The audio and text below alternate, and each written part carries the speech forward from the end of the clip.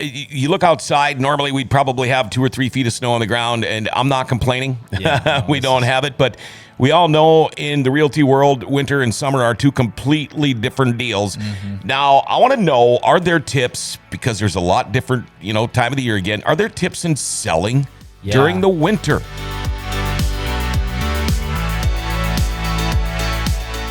Here we go, realty expert John Brodeen. How are you, man? Hey, good. How about you? Good. Now, do you have a turkey hangover from Thanksgiving? No, not too bad. Because, a little bit. Well, I was wondering, and I thought about this after Wednesday's show after you left. I thought, I wonder, knowing he's such a health nut. I know you're a gym rat and all that stuff, and I was wondering if you really indulged and had a good time on Thanksgiving or not. I'm not going to hold back on any of that. Okay. No. Okay. The only time I ever would do that is if I was cutting weight for a competition or something like that. Okay. But no, I'm everything's good to go. I got the green light. So. All right. So do you have a favorite meal during Thanksgiving or a favorite part of the meal? I think I like the bread dressing. Oh, yeah. That's one of my favorites. Yeah, me too. That's good. Yeah. It's all good though. I just good memories from Thanksgiving. And, it's always fun to get to get together with family. Yeah. Well, I'm glad you're not all turkey hungover, because I am. Yeah. So I'll cover for you. All right.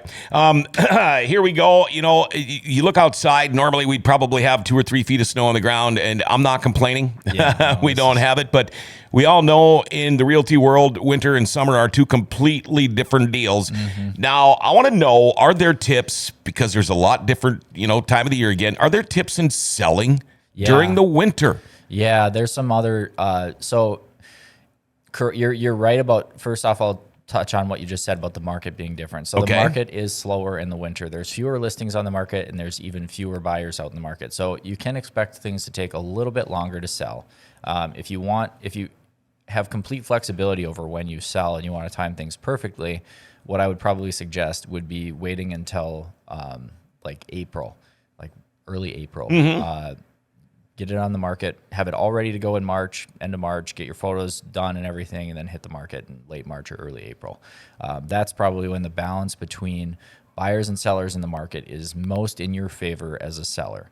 Of course, if you have to buy a house, you're also going to be up against a lot of different buyers during that season, so it's going to be very competitive. But on the listing side of things, that's probably when you'll be able to get the quickest sale for the most amount of money. And in winter time, potentially could take a little bit longer, and you're not going to set like a crazy record like a spring sale would, but you're still going to be able to sell. And there's some different things with home staging and that sort of thing that's important. You can still decorate for the holidays. I would just keep it minimal and tasteful. You're still going to do all the same stuff that you normally do, like decluttering, deep cleaning. It's still not a bad idea to replace old nasty carpets. Especially if there's odors in your house. Replacing carpets is one of the best ways to get rid of it. Fresh paint. You can have your Christmas decorations out. I just wouldn't go too crazy with like over the top stuff where anything could look cluttered inside of your house, or something could be distracting and take away from your home's curb appeal out in front of the house. Right. No big giant blow up Santa Claus and reindeer in your front yard. It's probably not the best time to do that if you're trying to sell, because it can distract from your curb appeal and everything.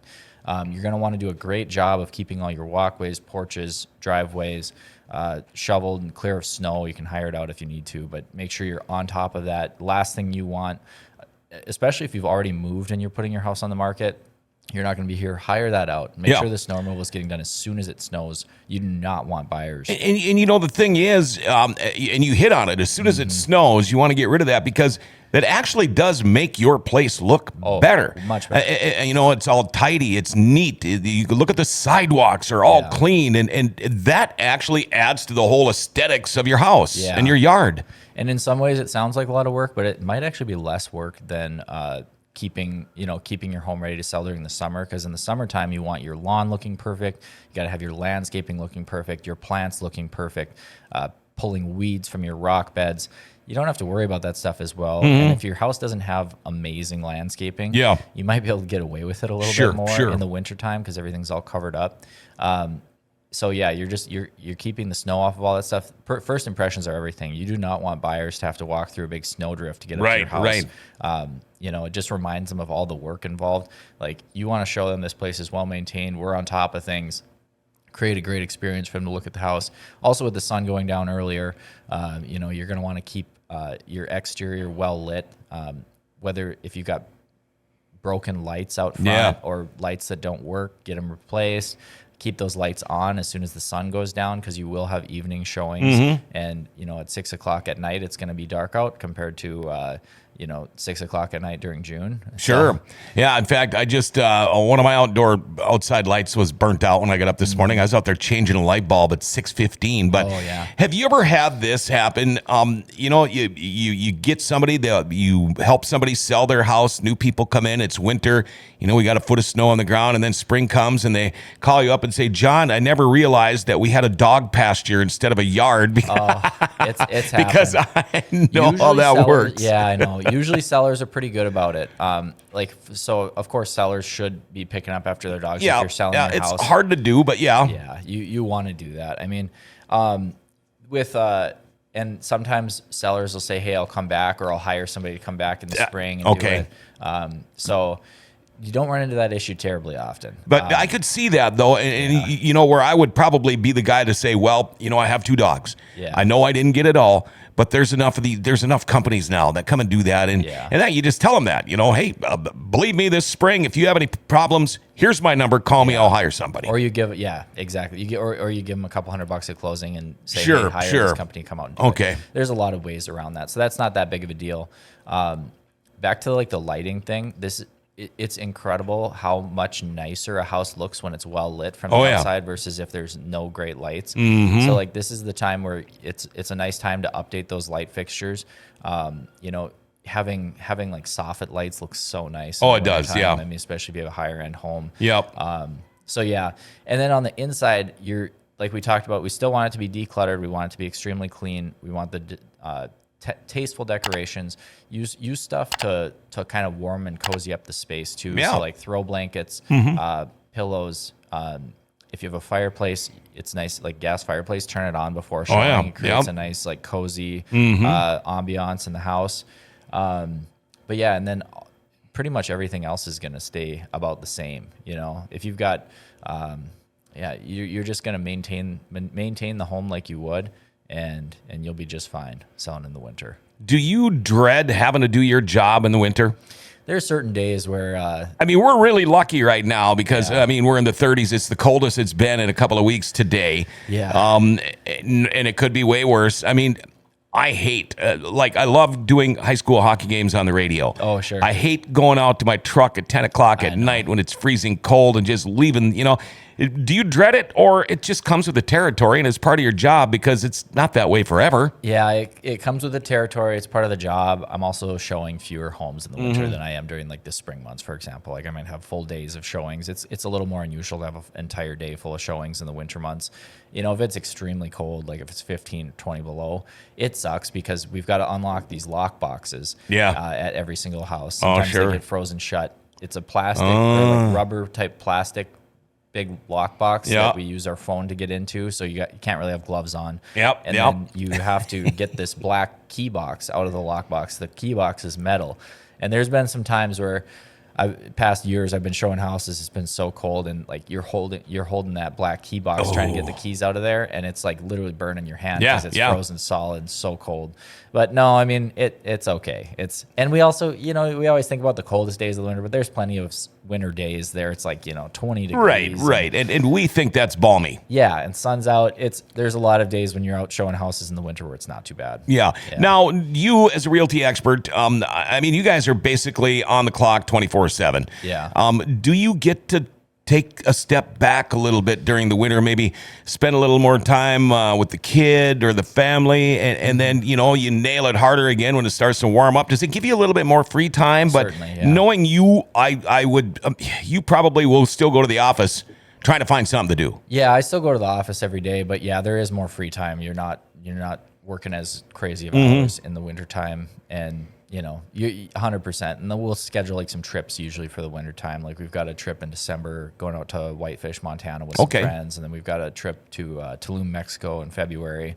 It's the nice time of year to do that sort of thing because it's not as convenient to try to do a bunch of traveling or anything in the spring and summer months with how busy things are, because then you're just working from your laptop while you're on vacation. Right. This gives me a little bit more chance to I just thought of something too. When you talk about lighting, We really noticed it when we came home last night because we put all new big windows in our house, and you can really tell how dirty they are when you come pulling up at night and the lights are out in your house. Oh, yeah. So that adds a huge chunk too. I mean, having your sidewalks and everything, shoveled nice, having your outside lights on, but also make sure those windows are clean because you can see inside. Yeah, and do that this time of year. There's so many companies. I can refer somebody to a good company who does good, glass cleaning. Do that this time of year. Get it looking nice. Do it again in the spring. Yeah. You'll be amazed. Like once you do it, you're like, holy crap, this is so nice. I can see out of my house so much better. That's definitely and if you have dogs, they're as bad as kids. Oh yeah. Kids leave fingerprints and paw print, or all over the place. Yeah. Dogs leave their paw prints and nose prints. All over. Our dogs are looking off the couch, off the chairs, in the front door. It's all glass, and they're as bad as little kids too. 100%. Yeah. Boy, I suppose you got pros and cons all year long with the business you're in, and but so what if it's winter, right? Yeah, people are still moving in the winter. Yeah. If you are, if something happened, you got a job change, all of a sudden an opportunity came up, you're moving to Minneapolis in January. Get in touch with me now. We'll work on getting that home prepared, getting it ready to go, so you have a stress-free process. People are still moving. Somebody's going to buy your house. It's don't stress too much about it. It won't be as bad. Especially make the process easier on yourself by getting in touch with me early so we can put plans in place and you're not going to be rushing. So. Now, were you going to make this a 4-day weekend, or did you just come in today and now you're going to go take the rest of the weekend off? This is about the only thing I got going on today. So okay, well, good. You got plans for the weekend? Yeah, so we're my daughter's getting baptized on Sunday, so we're going to do a little get-together. It's her birthday Monday, so we're going to kind of combine. We're not doing a big thing, but with family getting together, having a little gathering for that. So sounds fun. To it. I know Paul, the producer, just had his daughter baptized last week. Yeah, so pretty cool. Go. Yeah. All right. Well, man, I'm glad you had a good Thanksgiving. Yeah. I'm glad you actually ate. Because I was wondering if you would. No, I eat whatever I want pretty much on the weekend. I just keep it pretty strict on the weekdays. So, okay. How does somebody get a hold of Realty Expert John Brodin? So if you want to become a client, 701-213-5428. Have any questions, call me, text me. If you want to learn more about real estate, you're a homeowner, you're thinking about buying a home in Grand Forks, follow my Instagram, Facebook, TikTok, YouTube. I'm putting out market update videos. I'm putting out tips for buyers and sellers, posting probably like 4 videos a week on those channels. So check it out. And it doesn't matter if it's winter, John Brodin, Realty Expert, is still there for you, man. Yep, you know it. All right. There you go. John Brodin, have yourself a great weekend, buddy. Good seeing you again. Good to see you too. And there you go. That's your Friday edition of your Berkshire Hathaway bi-weekly podcast. Have yourself a great weekend, everybody. We'll be back with another one of these Wednesday morning at 10.